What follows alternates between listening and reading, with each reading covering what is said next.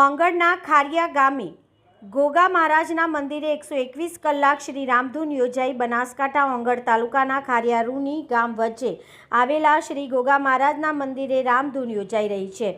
5 દિવસ રાત ચાલનારી આ ધૂન અનુષ્ઠાનમાં સાધુ સંતો, મહંતો તેમજ ભક્તજનો જોડાયા. ચૈત્ર સુદ દસમને તારીખ 28 માર્ચ શનિવારે સવારે 8:15 કલાકથી 2 એપ્રિલ 2026 સવારે 9:14 સુધી રામધૂન ચાલશે, જેમાં સળંગ 121 કલાક રામધૂનનું આયોજન મહંત શ્રી પ્રતાપગીરી બાપુ, ગુરુ શ્રી ઘનશ્યામગીરી બાપુ ખડેશ્વરી તથા નેમી પ્રેમીઓના સહકારથી રામધૂનનું આયોજન કરવામાં આવ્યું. આ ધૂન અનુષ્ઠાનમાં ભક્તોએ જોડાઈને ભગવાન રામના નામની પુનરાવર્તિત કરી હતી. ગોગા મહારાજનું મંદિર ગુજરાતના અનેક ગામોમાં જોવા મળે છે અને તેમને નાગ દેવતા તરીકે પૂજવામાં આવે છે.